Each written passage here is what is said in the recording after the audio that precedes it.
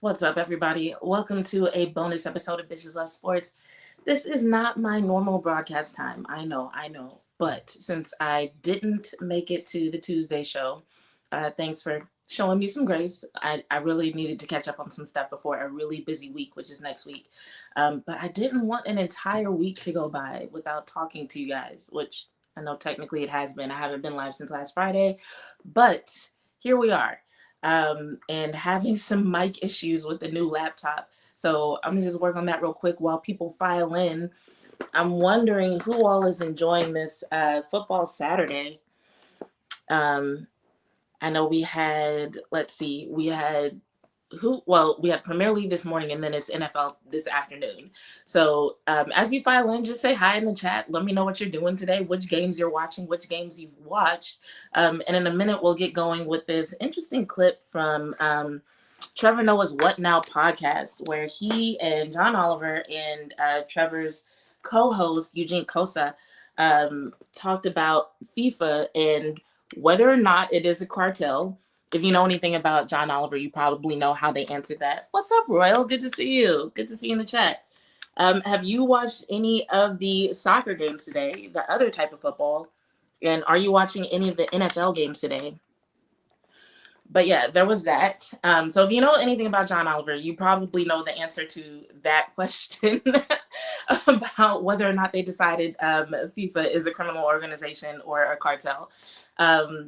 And there were some interesting things that were brought up that I just felt like they didn't flesh out enough, honestly. And since I've been promising y'all more FIFA content with the World Cup coming up, I was just like, okay, hey, let's dive into it. Because I don't know how many of y'all watch the Trevor Noah podcast, but basically, Eugene is a funny guy, but he's also very smart and insightful. And on this one, I felt like he really missed an opportunity to drive home a point. So we're gonna definitely talk about that. Is anybody else in the chat? Anybody else watch any of the Premier League games? Watching the NFL games today? I'm gonna be honest. I'm looking way more forward to the games tomorrow than I am today. Partially because I'm a Caleb Williams fan. I am a Bears fan.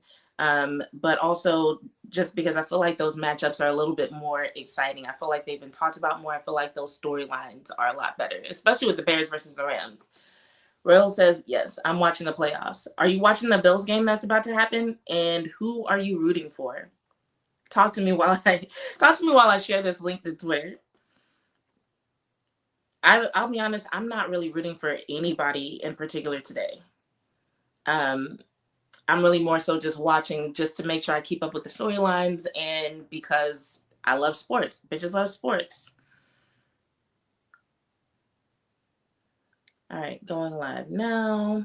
Post, and then I gotta make sure and send it to my other Twitter. So if you are watching, first of all, thanks, because I always show appreciation to people who show up when I'm off schedule. But thank you for showing up. Y'all make me feel special. And if you are watching, I'm curious, do you have any opinions on FIFA and the sport of football? So just a little bit of a spoiler, which I think this is in the description. John Oliver said that FIFA is a criminal organization. Eugene actually said that football is a scam. That is like all a scam. And then Trevor, he just always talks really glowingly about football. So he kind of talked about football as if it was nectar that was hand bottled and hand delivered directly from the gods. And you'll see what I mean when I show you the clip. But I feel like all of these guys had points. All of these guys had valid points. I just feel like we need to dive into them in order to really get to the crux of what they were all saying and why, honestly, they should have all agreed with one another. But, all right. Royal says, I'd rather go for the Denver Broncos because Cowboys beat the Buffalo Bills in the early 90s. So you're going for the Broncos because you want to see the Bills keep losing? Because normally the Cowboys will beat them? Because I would think that, like, actually, yeah, I'm gonna just let you explain that. I'm gonna let you flesh it out a little bit while I see if I can actually get this other mic working. Because I know y'all said it was fine last time, but I listened to the playback and I honestly think my wireless mic is a better option.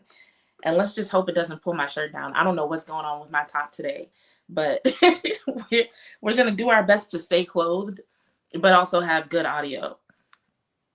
All right.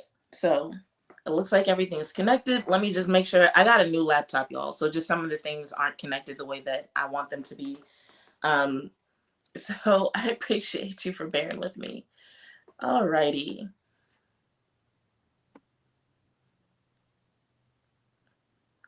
I feel like everybody who watches me has been a Cowboys fan for longer than I have.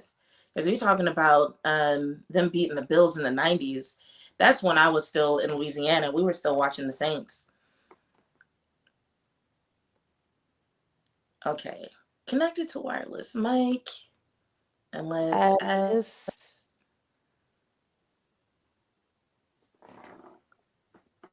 Okay. Let me know if you can hear me. Royal, if you're still in the chat, let me know if you can hear me, and if you can, then we will hop into this clip and talk about actually no, I don't think you can, or at least I can't hear myself. Hold on, let me see something. Hello? Okay, I think we got it. It is putting an echo back in my ear, but that's the only way that I can hear the clip that I'm going to share with you guys. All right, so we're going to see what Royal said real quick, and then we're going to hop into this topic of FIFA being a criminal organization. All right, Royal says the Cowboys won Super Bowls back to back, beating the Buffalo Bills. That's why I'm going for Broncos. That's the real answer right now. Okay, I'm gonna let you have that one because I feel like if the Cowboys, if your good memory is the Cowboys beating the Bills and the Cowboys aren't there to beat the Bills, I feel like you'd want them to win because then it looks like you beat a team that was historically better. So I don't know, but I guess we all have different ways of looking at how we like evaluate teams from past rivalries. Okay, so I've got buku notes here today. And also, real, has anything happened in Cowboys Nation besides them interviewing up teen million DC candidates? Because I feel like with the number of people they're interviewing, it almost feels like they just sent out a Google form and was like, who wants to be DC? And they're talking to everybody who clicked on it. That's what it feels like. All right. So with that being said, like I said, I had to take Tuesday off to get caught up on some things. But I promised some more FIFA content. I was actually thinking about doing another FIFA video before this came up, but I was watching What Now on Thursday and they got on this topic. And let's just say this is one of the conversations that I wish I could have with my friends. They're not into sports like that, but I wish I had a group of friends who talked about sports the way these guys were talking about FIFA and about soccer on Thursday. By the way, I will use the terms football and soccer interchangeably. That's just because I tend to respect people's language. So if I'm listening to a clip where they keep calling it football, I'm going to call it football.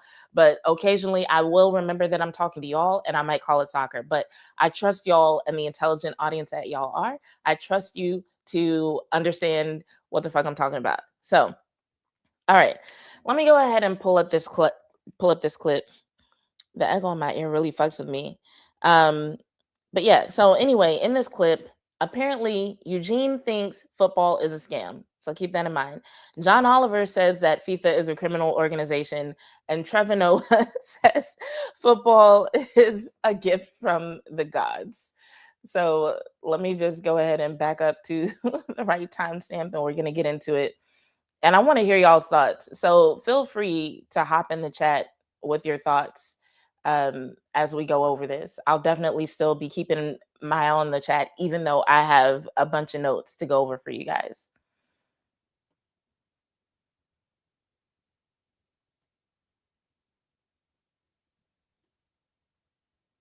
The concept of it? No, because I think football fans basically like other men. Because if they really love football, they would watch women's football too. But because they appreciate just watching men only play football. This argument is flawed on so many levels. Take it there. It's over. Okay.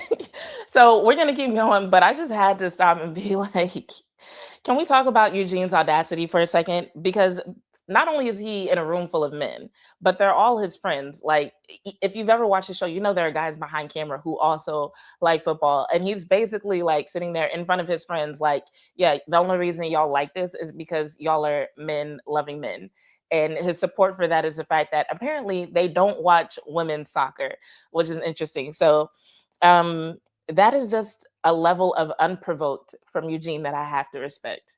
For you. Take it away. What are you talking about? Also, add in the fact that he also thinks it's all a scam. It's all rigged. Yeah. It's all like manufactured. It's all actors. He It's all thinks we're staged. watching WWE. auditioned. Okay, so they're about to get into some more important topics in terms of why Eugene thinks it's a scam. But before we get into that, I do want to kind of address what he said about football being men loving men, because this is very similar to the arguments that people in the US make about men who watch men's basketball but don't watch women's basketball. And while I really want to laugh at it, and I don't know if he was like trying to be funny or if he like really feels this way. And I really wanted to laugh at it because like it's hilarious to try to shame men into respecting women's sports. But just in case he's serious, or in case any of y'all take it seriously, I want to dive into a little bit the why concerning why there's a lot of men who don't watch women's sports, and basically how I evaluate men who don't watch women's sports. So basically, y'all know this, we're told that men's sports are the standard, that they're just better. But if we actually look at the receipts of the situation, the major sports that exist now have all existed for over a century. So we're talking football, soccer, basketball have all existed for over a century. And for a lot of that time period, we're talking about decades on decades, the system didn't just prefer men, it literally policed women out of it. So we're not talking about just tradition. We're not talking about simply culture, although that is a big part of it. We're talking about like actual laws and medical propaganda that prevented women from getting involved in sports. And when I say medical propaganda, I'm talking about women who were told that their organs might fall out of their bodies if they were to lift heavy, that it was dangerous for them. We're really just now even finding out how much women can push themselves while pregnant. You know, for the longest time, it was like, no, once you find out you're pregnant, you need to sit down. Don't lift nothing, don't touch nothing, don't walk, don't run. And now we're finding out, actually, that is really bad advice. Women need to be physically active, very much so, as a matter of fact. And so not only was there medical propaganda, but they would actually pathologize women who pursued athleticism. And when I say pathologize, it's like, oh, you want to be an athlete? You must be mentally ill. And if you were fit and you were dressed for a workout, you could face professional consequences, social consequences, sometimes legal consequences. You could literally be accused of cross-dressing if you were a woman out in public in sweatpants, in jeans, and stuff like that. So basically, it was a cross-dressing accusation. So in other words, we're really just now in history getting to a point where women's sports are to a level where they're actually considered good. And I mean, not to like diss the women of the past, but it's just like, even if you look at women's gymnastics from the early 20th century, they weren't allowed to do a lot of the flips and tricks that you see today. They like, it was literally against the rules. It's like, here's a ribbon, spin it around, twirl around, and get the fuck off the mat. That's what they did. And so they haven't had the generations of social traditions or athletic development or cultural integration that men's sports have had. So when men say they prefer the men's game, while I can understand that being true, I just want men to understand that that preference was actually like manufactured in a lab. It is not just inherently true. And so men have had 100-year head start. They've had billion-dollar training budgets, and women's sports for a long time have basically been treated like a charity bake sale, even in the beginning of the WNBA. So like, it totally makes sense that like men are like just more entertained, more interested in men's sports. So is it homosocial, as Eugene is suggesting? Maybe sometimes. Is it a habit? Yeah, definitely. But I don't really judge men by what they watch or what they don't watch. I judge men by how they talk about it.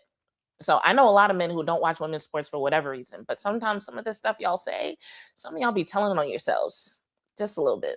But let's keep going. Let's get into the FIFA of all this. People have been groomed from childhood. They've been put on these camps to kick this ball. They promised jerseys. Okay. Now, on the heels of the comment about men loving men, this whole comment about kids being groomed from childhood and put into camps might sound like hyperbole, right? But I really want y'all to put a pin in that, because Eugene has a point here that he doesn't dive into nearly enough, but he has a point here. And so we're going to come back to this for sure. These other people are being co-opted into the scam. The World Cup's coming. Yep. Nobody wants this shit right now. That America's World Cup- gearing up. That World Cup of ours bought. It was just for my team. That Okay, so John Oliver is 100% correct. The World Cup is coming, and nobody wants to hear this shit. But actually, let me let it keep going because he's about to say something that I want y'all to hear. the World Cup was bought. And that gold. No. the whole spirit. No. The World Cup, every World Cup is bought.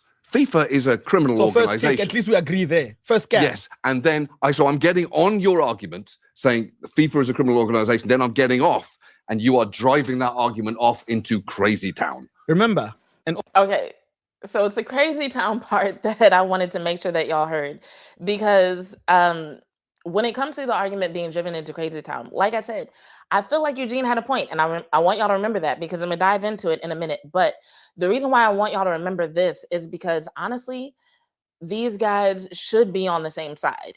I think both of them have valid ideas here, but I feel like this is one of those situations where the topic was so impromptu.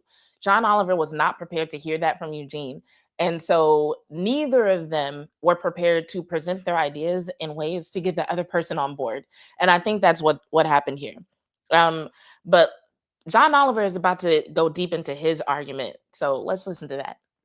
also it's very hard for me to admit this because I did a show called Countdown 2010, which was a magazine show for 4 years, and I traveled the world. Yeah, you And hyped us attended- up for it. He and hyped up the I whole country attended- for the World Cup. 4 years Uh-huh. attending huge sporting Yes. events, Euro Cup, Yeah. CAF Africa Cup of Nations, everything. I was there. What I took away home was my salary and the fact that all of this is a scam. Oh, all of it is a scam. But the World Cup, FIFA as an organization, is I have to think of it in terms of crime. Mm. You can't really think of them as a sporting No. organization. The sport is somehow immune from their fuckery. So I was even seeing that Zoran Mamdani had that. He's just really. Okay, before we get into the Mamdani comment, so I want to go back to what Eugene said about how he was traveling, going to the major sporting events, and he walked away thinking everything was a scam. Because when I heard that, I was just like, Eugene, who hurt you? Because like, what do you mean about kids being put in camps? Like in the suburbs, we call that after school programs. What the hell is going on? Like, what the hell did you see that made you have that? What sounds like a wonderful experience? I'm like, please, by all means, send me around the world, going to major sporting events and give me a salary. I'm so there. So I was like, what happened to where you clearly had enough passion to dive into it on that level and then somehow walked away just being like, I hate this shit. What the hell? But as far as John Oliver is saying that FIFA is a criminal organization, like if you watch his content, this should not be a surprise to you. This man has literally been on FIFA's ass for over a decade, just talking all kinds of shit, exposing them at every turn. Even got, I forgot who it was. Was it John Waller that responded to him? But yeah, just type in John Oliver FIFA this. You'll see some very interesting videos if you like this type of talk. He had released that video. The one about ticket prices. No, was it the one just saying like FIFA, like choose the game over greed? And Yeah. that was the first He time said with that. Mamdani. I'm thinking, well, who do you think you're talking to? Choose If the I was game FIFA, over greed. but Infantino, the head of it, was just I choose greed. Yeah, I've always easily, chosen anytime. greed. I've not. I've not chosen anything. There's else no moral. ever. So I had to laugh. I hadn't seen that Mamdani clip. I'd seen the one where he mentioned the ticket prices, but I hadn't seen the whole choose the game over greed appeal. Like hearing that made me laugh. And I didn't even see the original video because Infantino, yeah, the little bit I know about him, I'm just like, that's not a thing. That's not happening. So John Oliver is absolutely not wrong here. So if you actually are a FIFA fan, if you know anything about FIFA, then you know that in 2015, there was a major investigation into FIFA over corruption allegations. And so that was when Sepp Blatter resigned and Infantino was the next elected president of FIFA. But Infantino was named during that investigation. He just didn't do anything egregious enough or illegal enough to be taken down like the other people. And so, just to be clear, though, he wasn't just like around, like he wasn't just on the scene. During that investigation, he was the general secretary of UEFA. And so he was the second in command to Michael Platini. And so when Platini was banned for a quote unquote disloyal payment from Blatter, Infantino was a quote unquote clean substitute that stepped in. In other words, oh, you're a guy who can move up, who's like, ain't no charges against you, like, ain't no evidence against you. So, like, you're somebody that we can put in place who can talk the good talk. So, basically, think of Infantino as the ultimate company man. He didn't really come in to burn down the house and to get rid of all the corruption. He came in to put a fresh coat of paint over it. And so he was basically trying to renovate a building that was already under investigation by the DOJ. And so he was a safe choice when he was elected. He was a safe choice basically for, as Oliver described it, a cartel that didn't want to change. And so what you have to remember in situations like this is that, what's up, JV? Good to see you in the chat. Thanks for joining us. But what you have to remember in situations like this is that when it comes to men in power, when it comes to men with money, they typically like to be comfortable, not only physically, but also socially, also professionally. So when they bring somebody into the fold, they're going to bring in somebody who has the same beliefs and values as they do. Because what they don't want to do is have somebody bring them in who challenges them to change, or who says, I'm going to replace you with somebody who's going to play by the rules. It's like, no, they're going to bring in somebody who can play their ball game. So unless FIFA entirely cleaned house at that time, you can bet they're going to elect somebody who's already on board with the bullshit that they were already doing. So that's essentially what we have here. That's why people who have been following FIFA for a long time, like John Oliver, are not surprised by Infantino not really living up to the words he spoke when he was elected. All right, so let's keep going. Compass that you can appeal to here. Nothing points north in my soul. So yeah, FIFA is a terrible organization that happens to produce the best imaginable product. But those two It's like a things drug organization making the best drugs. the greatest cocaine. And the worst thing is when I saw this one documentary where they spoke about the football, the ball itself, that every ball for the World Cup has a name. Oh, the Well, Jabulani. Yeah, that's yeah. true. And yeah. it has its own idiosyncrasies. Yeah, Yes, that's true. That's true. And I was like, you see now. No, So you someone- don't. So I'm not gonna lie. When he said that, this kind of pissed me off, because I'm like, Eugene, you came to the table with kids in camps. You came to the table with people being actors, with like basically kids being like groomed into being soccer players. And then you say the worst thing was the situation with the soccer balls. Fam, what? And then have the nerve to be upset and wrong. I'm gonna let this clip finish, and then I'm gonna tell you where he really lost me. Someone who No. played a World Cup 8 years ago kicked a ball that's not similar to a World Cup ball now. That's true. So you don't, because cricket, the ball is the same. You are right about FIFA and you are wrong about football. Okay. Football is the beautiful cocaine is that the the most Sinaloa beautiful- cartel the produces. It is Okay. the most beautiful thing that has ever existed. But this explanation sounds better with a British accent. Well, we both have one of those to Oh, yeah, American ears. So apparently. it's To a fair extra. So Trevor Noah is saying that it's the most beautiful thing that ever existed. It's like such a Trevor Noah statement. If you've ever heard him talk about football before, it's just like, okay, we get it. You love this shit. Anyway, let me go back to Eugene saying that the worst thing was the situation with the balls. So the only thing that I can think of to make this make sense is that once they accused him of driving his argument into Crazy Town, he tried to make a detour and ended up in somewhere that honestly is kind of worse. Because to call it the worst thing is wrong on two fronts. One, it's not the worst thing that happens in the world of soccer. Two, it's fucking wrong. Every major sport has had changes in the ways that their balls are manufactured, and when it comes to materials, when it comes to how they're put together, when it comes to certain technological advances that are placed inside the ball, including cricket. He says in cricket the ball never changed. Actually, it has. So here's a situation that they were referring to, because he talks about the soccer ball, and Trevor mentions the Jabulani ball. So here's what happened. In 2010, there was a situation called the Jabulani ball controversy. And so this was a significant scandal at the time for the World Cup. So basically what happened was, this was a ball that was designed with 8 thermally bonded panels and what they called aerodynamic grip and groove texturing. So that made it the roundest ball produced at the time. If you've ever held a soccer ball, it's not perfectly round typically, but it was the roundest ball produced at the time. And so there was what they called a knuckleball effect. So basically, the design made it super aerodynamic. So the ball traveled faster, but the path was unpredictable. And so when they hit it with a little spin, they couldn't really predict what it would do the way they could with other soccer balls.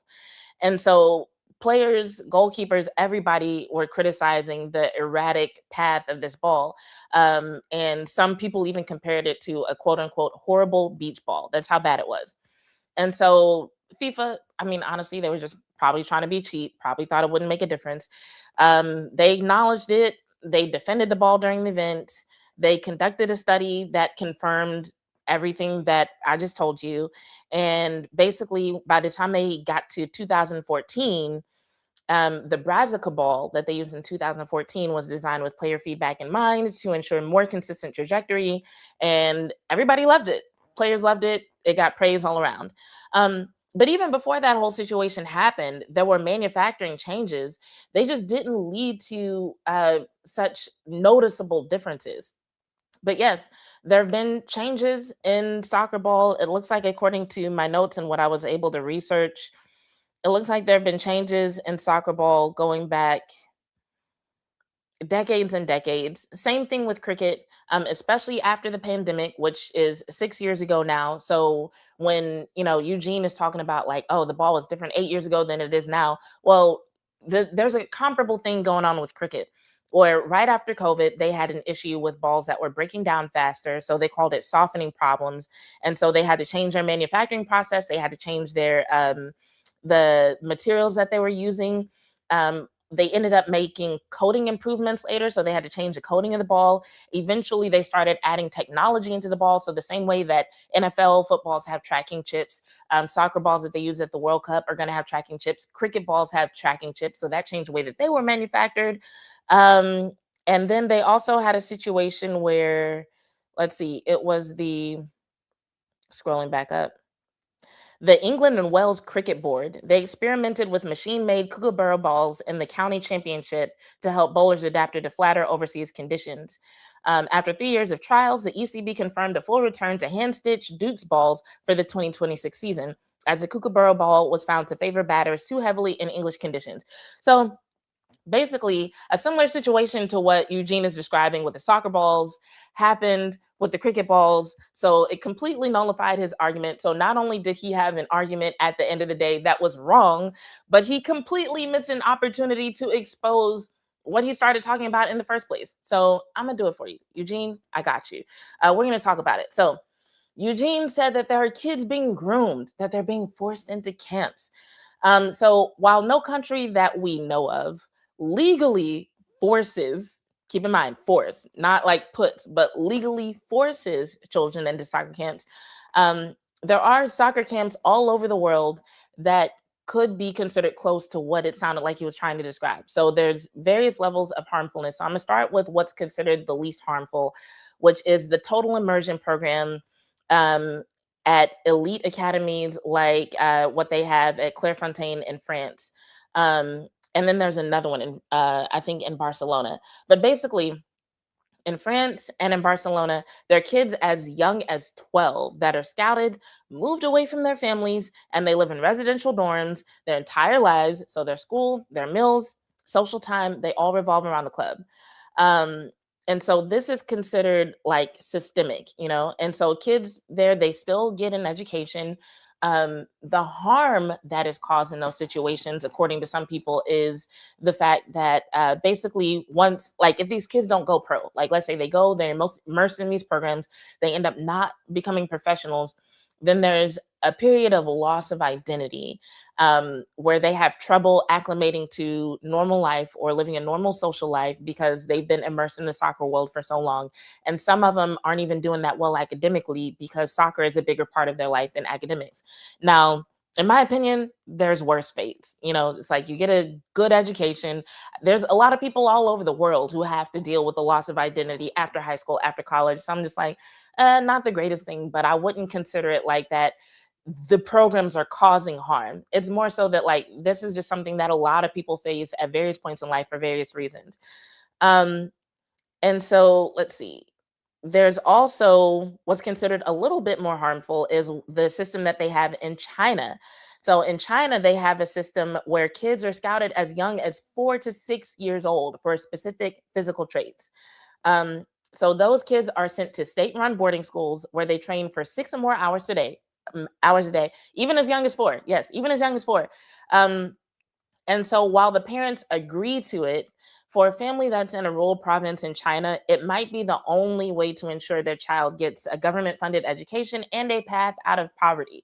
So there are some people who say, oh, well, it's not really a choice, but it is a choice. So depending on the perspective of a person like Eugene, they might say like, yeah, the government's going to go come find your kid and realize that they have longer legs than most kids, and they're going to come and take them and put them into a camp. They're forced into a camp. It's not really what happened, but depending on what you learn about it, that could be your perception. And so it's one of those things where when it comes to finding a path out of poverty, the word choice is kind of applied loosely, you know. So in this case, the state isn't just training athletes, they're literally farming national pride in the kids of the crop, if that makes sense. So that brings us to what's probably the worst of the whole bunch, which is what they have in places like West Africa, South Africa, and South America. So they're basically places where camps end up being a gateway to trafficking. And so in Accra, Ghana alone, there are an estimated 500 illegal soccer academies. So the legality of these academies is questionable.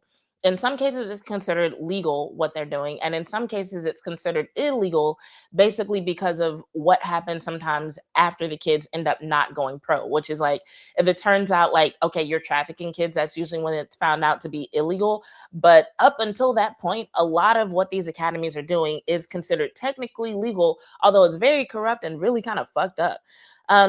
So what happens in these situations is these unlicensed agents convince families to sell their homes or take out massive loans to pay for trial fees for their kid to go to Europe.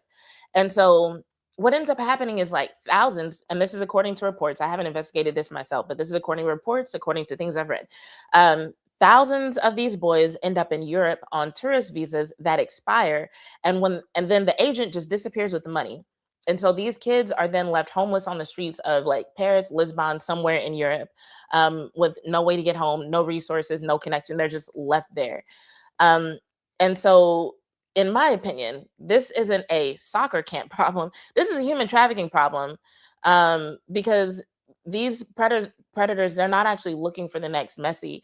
They're looking for a family who's gullible enough to give them $5,000 or however much they're talking about. So like I was saying before, it's really weird to call it a choice when the system is designed to exploit desperation. So when I say the system, I'm talking about like the governments, the countries that some of these families are in, where there are such great levels of poverty that people can come in, like great levels of poverty combined with such little regulation. Like those two things, and it allows for people to come in and scam these families and exploit these children. And so, like I said, in West Africa, there's hundreds of illegal academies that are either talent farms or direct pipelines to trafficking. And they're basically selling these families a lottery ticket. So when Eugene is in this video talking about like, oh, we're watching actors, they're just acting. No, I don't think the guys who actually play soccer professionally are acting. I think what you're seeing there is the 1% who actually survived this system. But like that, I don't think they're acting. But as far as there being scams within the system, he had a point there. As far as kids being groomed, he had a point there. As far as there being the existence of camps, he definitely had a point there. Now, here's where I take issue with Trevor Noah. And I hope y'all are listening because, like, y'all know I love me some Trevor Noah. I do. But in this situation, I feel like his participation in this conversation was somewhat of an intellectual cop-out because he could have asked Eugene what he meant. He could have opened the floor for Eugene to like expound on his point a little bit more, but he instantly sided with John Oliver and was just like, in my opinion, kind of dismissive of Eugene. I didn't feel like that was right because I feel like And maybe it's a situation where they're friends. Maybe he's heard it before, and Eugene never presents this argument well. So he was just kind of like, oh my God, here he goes again, talking about football is a scam. But yeah, so like what happens here in this conversation, though, is Trevor calls FIFA a criminal organization, but then turns around and talks about how it produces the most beautiful thing imaginable, completely skipping over any legitimacy in Eugene's argument here. So in this case, we just have to acknowledge that this, like, while this is an argument, if we're looking at FIFA as a cartel and football as cocaine, then Trevor's an addict. So you can't really you can't really take an addict too seriously in this situation. So that's just something that we got to remember here. And so I think he's being a little bit dismissive, because if he actually listens to Eugene, then he has to acknowledge that his favorite drug is manufactured with a little bit of tragedy, baked in. Um, and so, in my opinion, Eugene's argument wasn't crazy. It was just a little bit misdirected. Like I said, he was going somewhere with that argument. He was just a little heavy on the gas. So I don't really blame John Oliver for hopping off. I'm a little bit disappointed that they didn't find out a little bit more about where exactly he was going. But when it comes to FIFA, they're not exactly innocent when it comes to youth development either. So they've dropped the ball on that front in several ways. So here's a few examples, and these aren't all of them. These are just a few. So one, there was a situation in Uganda called the Ghost Bus. So Ghost Bus, BUS. I know that sounded like I was about to say Ghostbusters. It's not Ghost Bus, it's Ghost Bus. And so this is a perfect example of how money that was meant for youth talent never reached the youth. So basically, this is something that happened in the early 2000s, where FIFA released hundreds of thousands of dollars specifically for a youth development program in Uganda. And the president of the Uganda Football Federation eventually admitted that the money never went to the kids. So this isn't speculation. This was admitted. Instead, it was used to buy a minibus for the federation and to pay for the national team's international travel, because the government wouldn't fund them. So they literally took money that was meant to build a future for children and bought a shuttle for the adults. And so FIFA's oversight was so non-existent that they just let the check clear. There were no checks, there were no balances, there was no follow-up. They just let the check clear. And so this is one of those situations I'm talking about when I say, okay, FIFA might not have a direct hand in sending these kids to these camps where they might eventually be trafficked or where their families get scammed. But when you have situations handled like this and it's not being followed up on and it's not checked, you basically open the door for these scammers to come in and be like, yeah, that youth program that FIFA promised never got built. But, I got an academy that your son can go to. Like, all you got to do is take out this loan and yada, yada, yada. You know what I'm saying? So it's like, when there's oversight like that, that's happening, then yeah, you do kind of have to start holding FIFA accountable a little bit. Another situation that happened was what's called the $10 million supermarket bribe. So during the investigation into the 2010 World Cup, it was revealed that $10 million was transferred from FIFA to accounts controlled by Jack Warner. And so this money was labeled as a grant for the development of football in the Caribbean. But in reality, prosecutors found out that the money was used by Warner to pay off personal credit cards and personal loans, and nearly $5 million of it was eventually funneled through a supermarket chain in Trinidad. So FIFA called it development on paper, but it ended up going to a grocery store chain and to pay off Jack Warner's personal debt. So when we talk about FIFA being a cartel, this is the kind of stuff that we're talking about, where basically the dream of the sport was used as a laundering service for this guy. Oh God, I hate the echo in my ear. It fucks with me so much. And so then there's one more that I want to tell y'all about before we move on. And so this is something that's actually somewhat ongoing, and it's called the no report policy, where African consultants award massive grants to poor countries and specifically don't ask for reports or evidence of how the money was spent. So if you've ever filed for a grant or received a grant in the US, for example, you know that like before you get it, you got to say what it's going to. And then after you get it, you got to show evidence that it went to what you said it was going to go to. And so in this situation, FIFA is awarding grants, but they are not asking for any documentation about what the money eventually goes to. And so this has created a culture of missing money where funds go to an association, for example, to build a training facility, and the facility would never be built. But FIFA never follows up on what exactly happens to the money. It's just like, here's some money, and then they do what they do with it, and everybody just kind of moves on. So once again, this is one of those things where FIFA could be held accountable to say, hey, if this money actually went to what it's supposed to go to, it would be a lot harder for these scammers to take advantage of these families. So this is why I was really annoyed with Eugene dropping the ball with that argument, because I'm just like, yo, you opened the door. They said you were on a bus, a car, whatever. They said you were headed to Crazy Town, and you just let them detour you into an argument about soccer balls. It didn't even make sense. Eugene, come on now. Like, how are you going to be at a table with these two of all people and not hold your ground when it comes to FIFA? Fam. Anyway, let's go back to John Oliver for a second, because I think another part of the reason why they weren't seeing eye to eye here is because usually when John Oliver talks about FIFA, what he's talking about is what we call white collar racketeering. So bribery, wire fraud, pocketing cash that was meant for the game, so on and so forth. But what's even crazier is how they play the political game. They don't just, quote unquote, end up in countries with human rights issues randomly. They seem to actively seek out dictators and autocrats because those are the people who can get things done without pesky things like voter approval or transparency. Like in 2000, I want to say it was 2010, but several years back, there was actually a FIFA official who admitted that they prefer working with authoritarian governments. And now, ironically, they love working with the US. Just putting that out there.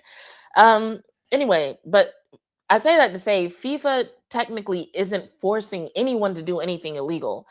They're just exploiting systems that already have human rights issues in place. So, for example, in Qatar, a lot of the human rights atrocities that happen there happened because of a system for labor that they already had in place. And FIFA just came in and was like, yo, can we use this same system to build our stadiums? And they just didn't acknowledge it. They were like, oh, well, if you want to host the World Cup, we need these stadiums built. And Qatar was like, yeah, we can do that. And they just moved on.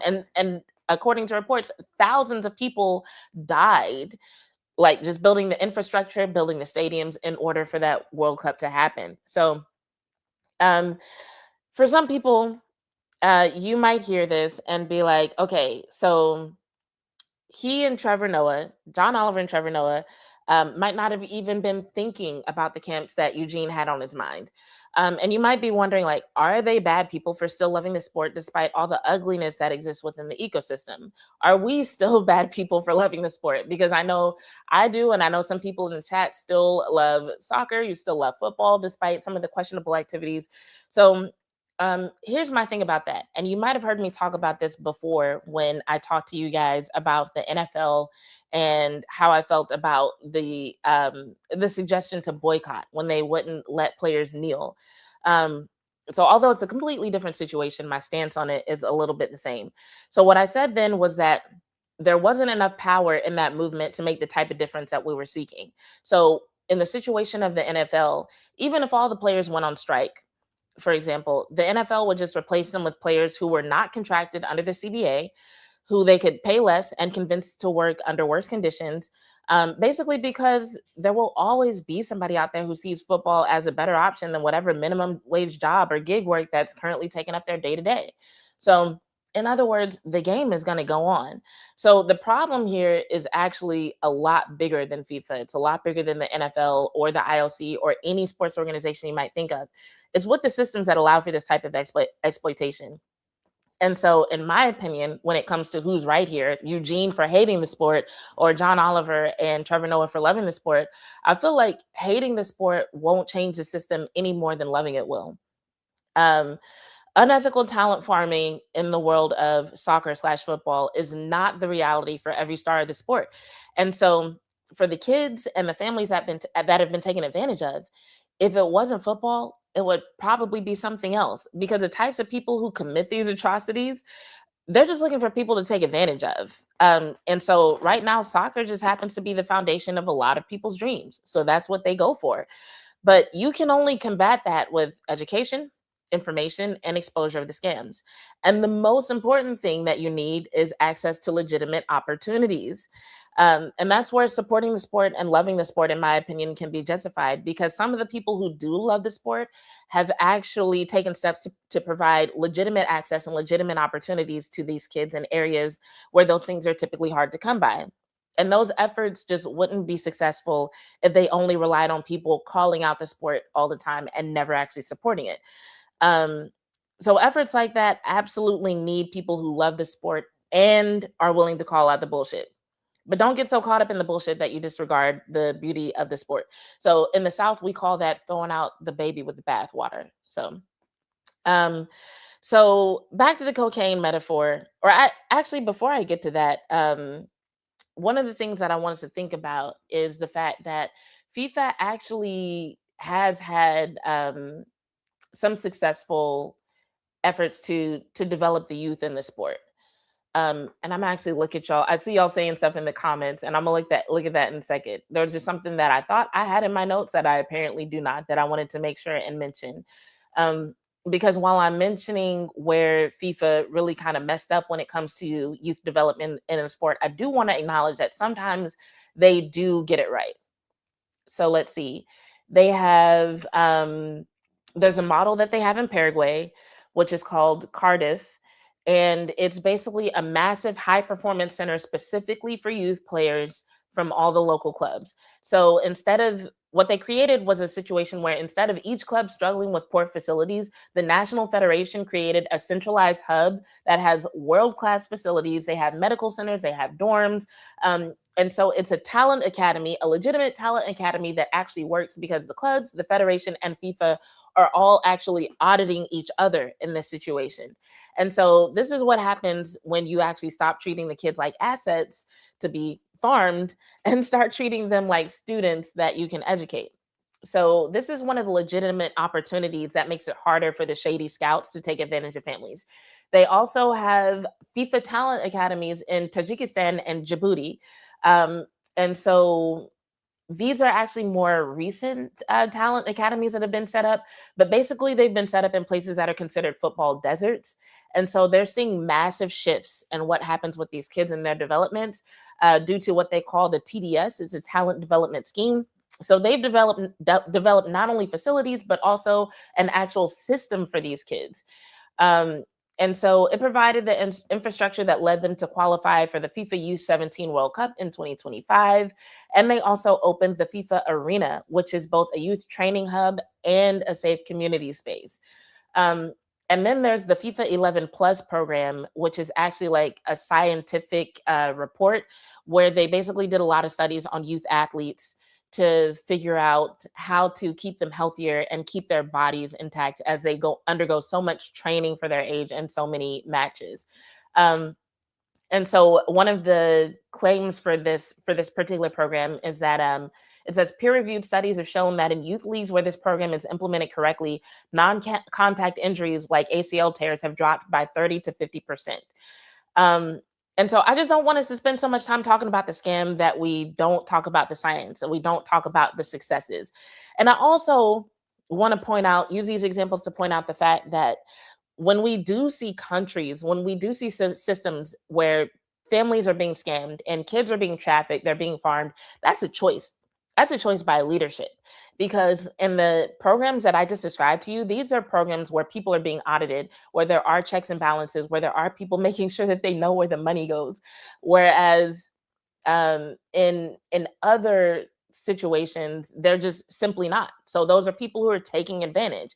So it's less that FIFA is bad and more so that FIFA is overrun with really fucked up people. So anyway, I just want to wrap up by coming back to the sorry, I got to come back to my notes. I want to come back to the cocaine metaphor. So here's my thing, and I'm gonna wrap it up and let y'all get to the Bills game. But here's my thing. I feel like if FIFA is a cartel, then the sport of football itself is actually more like the coca plant that people make cocaine from. And so understanding that, then you know that each organization has its own way of processing the plant and making its own brand of cocaine, technically. And so There's several organizations that are doing this all over the world. So if you acknowledge that FIFA is a cartel and you feel like their brand of cocaine is actually the best drug, the most beautiful cocaine, then you actually like your cocaine cut with corruption, kleptocracy, child trafficking, and human rights abuses that might make an actual drug lord blush if we're being real. Hell, it might actually be crack. It might be crack. Because, like, while you're at the World Cup, sitting in your fancy little suite, going to a 5-star hotel later, those are definitely cocaine vibes. But when we're talking about what FIFA does to devastate community and kill migrant workers and make taxpayer dollars disappear, that's some crack shit, okay? That's crack. Definitely crack. So if you must partake, but let's not act like it's not what it is. So, like I said earlier, there's definitely an argument to be made for enjoying sports despite the ugly sides of them. There's hardly anything a person can do in this world that does not have some level of ugliness down the line. Like, a lot of y'all are watching me on electronic devices that were created by people, probably kids, who were not paid a fair wage, right?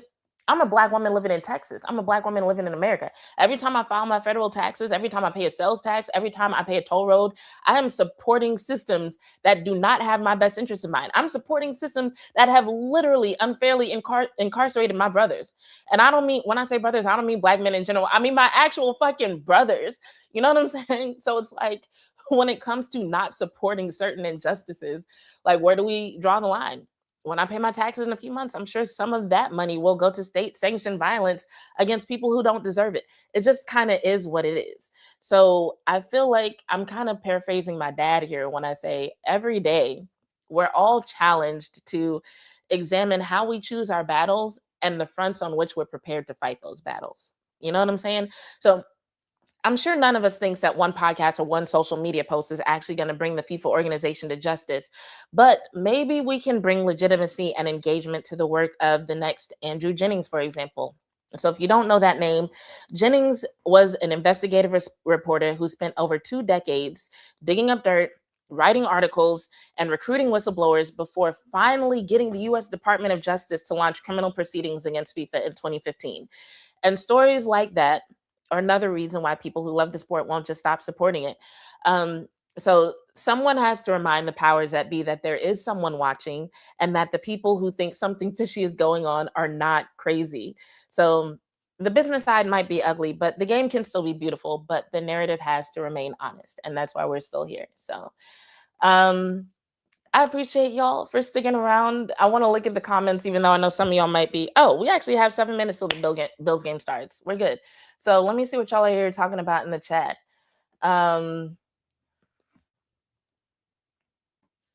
Albert says, look at Qatar and the fact that they won the World Cup a few years ago. They beat well-established nations like the US. I will look more into that. I think that's actually one of the situations that they brought up in this clip. But like I keep saying, World Cup soccer, it's all new to me. So some of the details like that, I haven't really stumbled upon yet. So I appreciate you for bringing that up. Albert says, football itself is one thing, FIFA is another. I like football just fine. I just don't like FIFA. I feel like that's legit. Like I said, I look at football as the coca plant.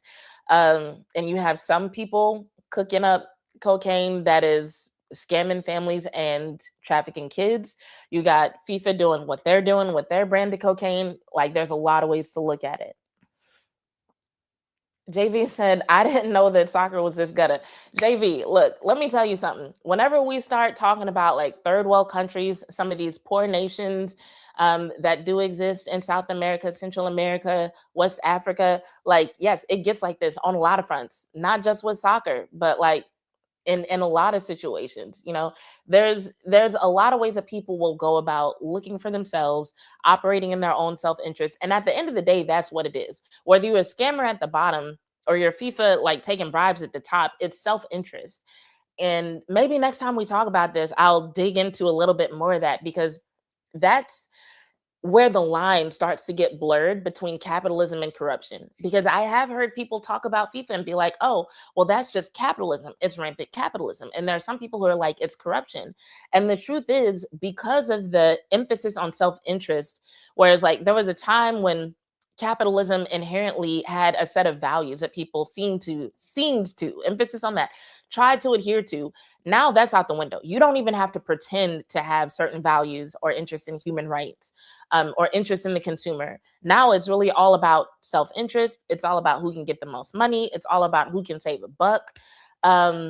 And there are a couple of things that cause that, but yeah, that's basically where that line is being blurred. But that self-interest, that selfishness, that I gotta get a dollar by any means necessary, that's what leads to this. So the more desperate a family is, the more poor of an environment, the harder it is to regulate what's going on, the more often you're gonna see stuff like that in sports. Like, the only reason it's not happening with like American gridiron football, for example, is because in those countries, gridiron football has too high of a cost of entry. Getting things like helmets, pads to even pretend to be an academy is actually difficult. But when all you need is a soccer ball, some cleats, maybe some cleats, some of these kids out here running around in regular shoes, they can run it. JV says, football is still better. I don't know what's going to happen during the World Cup. I just want countries to focus on who done it and not regular citizens. I think I get what you're saying there, and I feel you. JV said corrupt is a word, but where I'm from, gutta is worse. I'm going to remember that next time I cover this. I'm going to use that word instead. Albert said, really fucked up people. Excellent description. Thank you. When I go to clip my shorts for this, I'll make sure and find that particular section. Let's see. FIFA is an oligopoly / a monopoly, not just a cartel. Yeah, no, that's legit. When it comes to international like sporting governance, they're absolutely a monopoly. Nobody is really challenging them on that. And so it's like, that's another thing about looking into all this. It's like, on the surface, it looks like all these different bodies have input. They all have influence. They all have a say. But really, at the end of the day, it comes down to what FIFA wants and how they want things to go. Because it really just seems to be a pattern of either you play ball or somebody else will take your position in whichever organization you're in. And so, yeah, in a lot of these cases, you can kind of understand why these people start looking out for their own self-interest, because it's just like, well, if I don't, I'm going to be unemployed and I'm going to be out here like one of these scammers. Let's see what else we got. Albert says, no offense, Jazz, but football / soccer is an extremely racist, is that supposed to be racist sport? Plenty of racists and WS in the stands and every anti / African black. What is white? Oh, I don't even know if I can say that word on YouTube. I hate these censorship rules. I want to just be able to say it. I'm not offended by the word. Just know that. And I appreciate you for calling that out. And I feel like that's reflected in, but also a reflection of why this happens so often in African countries. Because I feel like not only do these countries end up being neglected by the powers that colonize them and reap their resources, and so they're kind of left with kind of in a state of anarchy sometimes. And no, anarchy is definitely not the word, because there's governance, but it's just nobody is really checking for how these governments are treating the people or how the leaders are treating the people, especially when it comes to details like youth camps and youth sports programs. And so it just sets up a system where it's literally so easy to exploit these kids, and so few people care because, like what Albert said, they Black, they African. And you just got to think that if there was one of these camps set up in a country like France, like Spain, where they have these elite academies, that they wouldn't be able to get away with that shit. So no, I don't think it's a coincidence that you have these so-called elite academies in France and Barcelona, and then you have the state-run system that's not as bad in China, but then you got the really fucked up systems that are leading kids into trafficking. That shit is happening in Africa and in South America. I don't think that's a coincidence. I absolutely think that's a correlation with exactly what Albert is calling out right now. Albert says, I recommend the sports documentary, The Workers' Cup, if you have time. I will try to find the time because I don't know what that is, but it sounds dope. Thank you. And Albert adds, FIFA is corrupt beyond belief. Yes, their excom was the seat of power and outweighed the general body within the organization. I mean, Sepp Blatter was making out like a bandit, as were others. No, 100%. And then you add on top of that the fact that a lot of the charges since the corruption scandal, like since it took off in 2015, a lot of those charges have been dropped.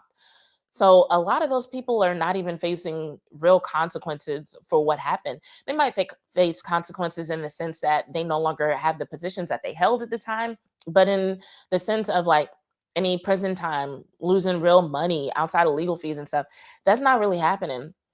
Um, those charges are being dropped, they're being dismissed. The DOJ is refusing to prosecute in some cases. So basically, it all seems to slowly but surely be going away. So yeah, and honestly, that's the reason why, while I am sometimes conflicted, I don't get mad at the people who still love the World Cup, who still want to go, who still want to watch. Because, like I said earlier, I still do think that there's an argument for loving the sport and for supporting it and for supporting the beauty of it. We can't just look at one side of it. I think it's so important to call out this side. And when people go on their own fucking podcast, Trevor Noah, and call people like Eugene crazy and say they're driving a bus into Crazy Town. No, he's not fucking driving a bus into Crazy Town. There's some fucked up shit going on in the soccer ecosystem. And I can't believe you just sat there and turned your back on your friend. Maybe it's because he slick suggested that y'all were like on some homoerotic shit for liking soccer in the first place. But like, no, real shit. People like Eugene are not crazy. So next time you hear somebody talking about kids being groomed, placed in camps, just know it might be a little bit of an extreme in terms of what's actually happening. But yes, there's an argument to be made for it. And I can understand that if Eugene was watching that for 4 years, especially being, from Africa himself, I can see how he might have felt away and might have felt like he just couldn't in good conscience support that. I can understand that. I don't think that's the route that you have to go, but I can understand why he might have felt particularly compelled to step away.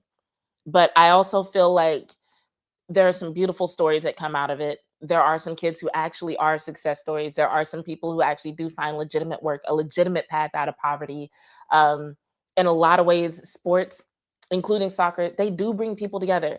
I think the aspect of the World Cup that brings nations together for competitive sports, I think that's a beautiful thing. Like, real talk, I think that's wonderful. And I wish it were easier to focus on that. But like, even that aspect is hard to focus on because you got motherfuckers out here wondering if they come to the US for the World Cup, will they end up in the back of the van separated from their families? They're like, yo, if I go watch Haiti play, is ICE gonna be looking for me? It's fucking bananas. It's fucking bananas. And so it is frustrating. But I mean, I'm gonna still be watching. I'm gonna still be watching. Let's see what we got. Albert said, I normally don't care about picks, but I was 5-1 last week. Are you talking about soccer? You're talking about NFL. I was hoping Clement would be in the chat because I know he's an Arsenal fan, and I wanted to see how he felt about that Arsenal game that just ended. I wish he was here. John, how's it going? John said, what I miss? Everything. You miss everything. And I'm looking at my TV. It looks like the ball just kicked off between Denver and Buffalo. Do y'all want to watch the game, or do y'all want me to do my as it is in sports, so it is in life real quick? It's not many of y'all left in here. Royal, how are you gonna tell him he didn't miss nothing? You just missed. If you care about why FIFA is a criminal organization and why Trevor Noah left his homie out to dry in an impromptu debate against John Oliver, then you should hit rewind. All right, JV wants as it is in sports, so we're gonna do it since I didn't get to do it on Tuesday. So before I get out of here, here's your as it is in sports, so it is in life for the week. By the way, before I do this, I just want to tell y'all on Tuesday, whatever, I'll be back at NTX Radio. So we'll be back to talking about whatever Cowboys headlines there might be at the time. So if there's anything that y'all want me to discuss, let me know in the comments, hit me with a DM. Y'all know how to find me. But yeah, what I actually want to talk about for as it is in sports, so it is in life, I want to talk about doing it frustrated. And I'm glad John's here because I'm going to talk about Someone who's one of my favorite quarterbacks, so I hope is his one, Mr. Caleb Williams. So if you watched the game between the Chicago Bears and the Green Bay Packers last weekend, you know that it did not look good for the Bears for most of the game. I was driving home from Austin, so I started off listening to the game, but then it got hard to listen to, and I just kind of turned it off, right? And so I ended up stopping at a Buc-ee's. I wanted to get some gas, get some snacks. If you're from Texas, you know Buc-ee's is the spot, like the best spot for all of that. While I was in the parking lot, I turned the game back on, and it was when they were in the fourth quarter, and I was like, I forget what exactly the score was, but I think they were in a position where if they got a touchdown, they would have taken the lead by 2. And I was like, first of all, how the hell they score so many points? Because remember, I had missed quarters 2 and 3.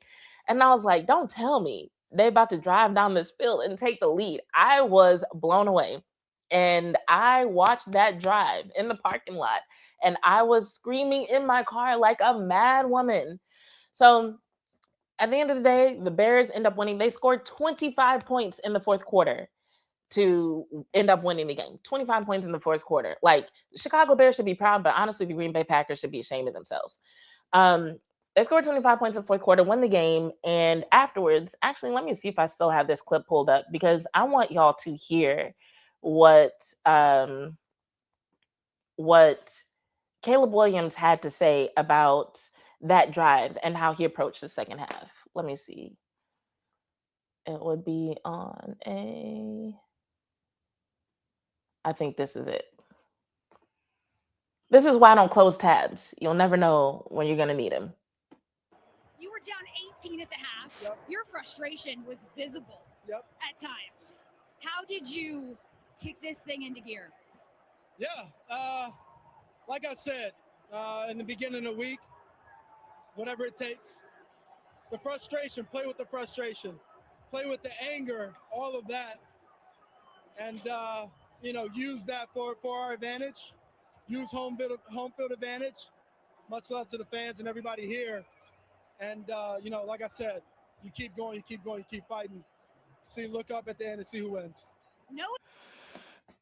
So I hope y'all really took in what he said when he said, play with the frustration, play with the anger. Because this week, for as it is in sports, so it is in life, I want you to think about the fact that there are going to be situations in life where it might feel like you're Caleb Williams and the Bears, and it feels like you're down 18-3 at the half.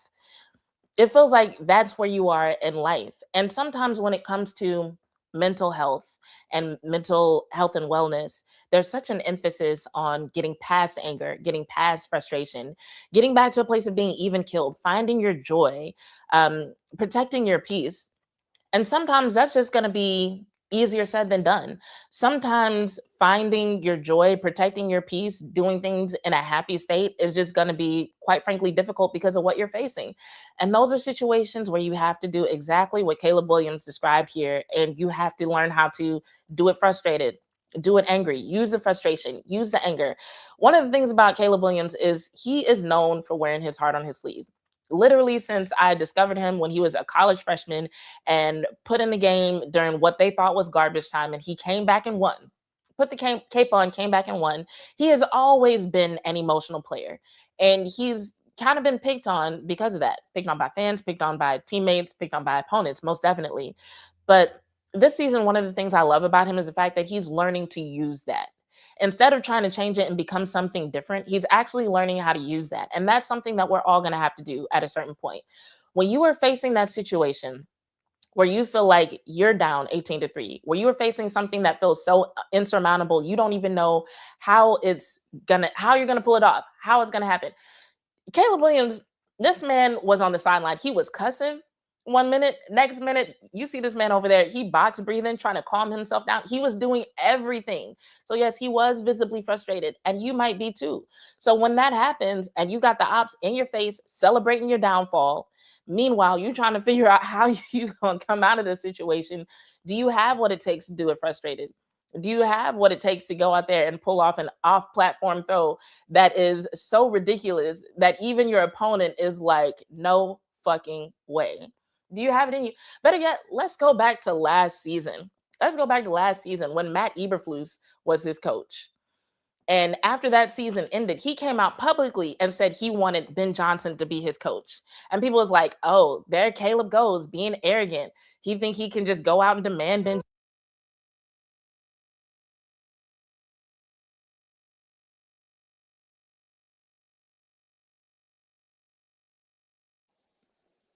I don't know what just happened. Can y'all hear me?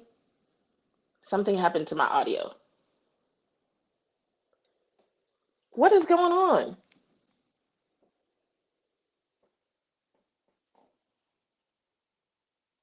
Hello? Oh, can you hear me now? Okay, cool.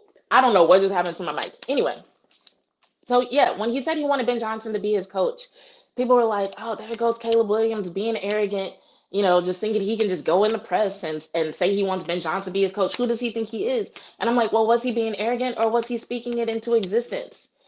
Because now that he's winning and Ben Johnson is his coach, like you can't really tell the difference. Now it does look more like he was just manifesting. Now it does look more like he was just setting his standard and saying what he wanted, which is something that we should all be willing to do when it comes to an important goal that we're willing to chase.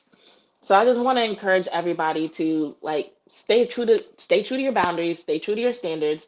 Don't be afraid to speak them out loud. Sorry. Don't be afraid to speak them out loud. And when it comes to crunch time, when it comes to that time period where you were just down and you're like, I don't know how I'm gonna pull this off, but I gotta figure out a way. Even when nobody else believes in you, because something else we gotta remember is that Caleb is now about to play a game tomorrow that people thought he wouldn't reach for another 2 years at best. You know what I'm saying? So when you find yourself in those situations, do you have what it takes to do it frustrated? Do you have what it takes to do it angry? Because that takes strength. That takes a certain level of drive. That takes a certain level of resolve to be like, you know what? I don't even need to feel better. I don't need nobody to make me happy right now. I don't need nobody to make me feel like it's going to all be okay. I'm pissed off and I don't care who knows it, but I'm going to go out there and handle this shit. So um, that's my as it is in sports, so it is in life for the week. I hope that that moves y'all and motivates y'all to get through the week. And on Tuesday, I'll have another one for you guys. Let me make one last pass through the comments. JV said Eva Foose was a joke. He really was. Like, I really don't know how he's gonna bounce back because now we're down to 2 seasons in a row where not only did he royally fuck up, but like he fucked up in ways to where you got players publicly basically saying like, yeah, I can play for this guy. He couldn't reach me. Like he's definitely not going nowhere. Not with the class of coaches that's on the market right now. So I don't know what he's gonna do, but good luck to him. But to see the Bears turn around this year, the way that they have, just like with Ben Johnson being in place, and thinking about where they were last year, is just like Eberflus. What the fuck were you doing? What were you even doing? Uh, John says, this has been on my heart for a week. Thank you for saying it out loud. Of course, of course. That's what I'm here for. Albert says, what Caleb said reminds me of what actor Michael Caine said. Use the difficulty. Like, absolutely. Like, I want y'all to be in the best mental headspace as often as you can. I want that for you guys. But on the days when it can't happen, like, I just want y'all to figure out how to get it done in spite of that. Like, we all have goals. Like, we can't stop striving for them just because shit gets rough, because it will get rough. Anyway, thanks y'all for joining me in the chat. Thanks for coming to this bonus episode of Bitches Love Sports. I'll see y'all on Tuesday at 5 p.m. Central. I'm your host, Jazz Monet. This has been a bonus episode, and I'm out. You only think of us as a bitches when you intimidated. Put it that way. I think people that's look at a woman if she's an so aggressive pathetic. woman who's out to get what she wants to get. You know what I'm saying? Ambitious, and they want to say, when a male is assertive, this is what he wants. He's looked at as a strong male, but yet when I get it, I'm a bitch. Exactly. And if that's what I gotta be, Exactly. to get what I want and to make it somewhere, then I'll just be that.